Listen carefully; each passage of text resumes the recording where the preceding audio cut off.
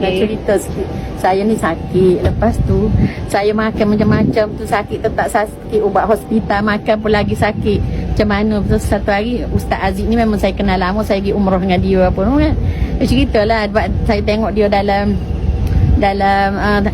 handphone tu duk tunjuk macam, Ustaz macam mana ni saya ni ada daun tinggi, ada kencing manis tu. Dia pun ceritalah pasal ubat ni. Benda ni mula-mula duk tengok video dia tu macam malah lah. Macam kita tak berapa minat kan. Lepas tu dia cakap terahlah dulu. Nak beli Allah. Masuk Ali lah. Hajah masuk Ali dia kata. Masuk Ali. Berapa pula Ali tu? Kalau masuk Ali dengan beli-beli barang 1,400 lebih dia kata. Alamak. Boleh lah. Janji sakit saya hilang je kata. Lepas tu saya makan mula-mula tak hilang terus. Dia macam habis dulu yang saya masuk Ali dengan ustaz bagi barang.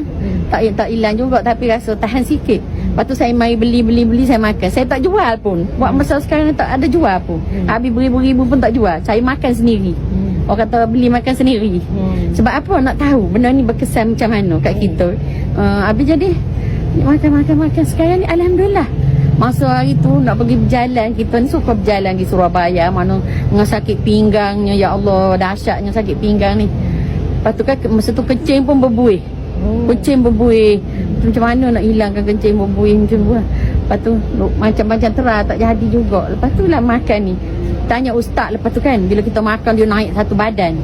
Yang hitam yang macam naik pudih. Yang hitam di kaki. Ni pun ada lagi di kaki. Ada lagi tak. Ya, sebab kita kencing mandi.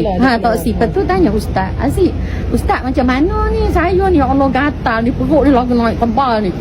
Tebal duduk macam ni yang garu, tak boleh tahan. Memang hati tak nak garuk, tapi bila tu kita jadi nak garuk, kita gatal tak boleh tahan. Cakap dia, Ustaz macam mana ni saya ni. Dia kata Hajah terus makankan juga.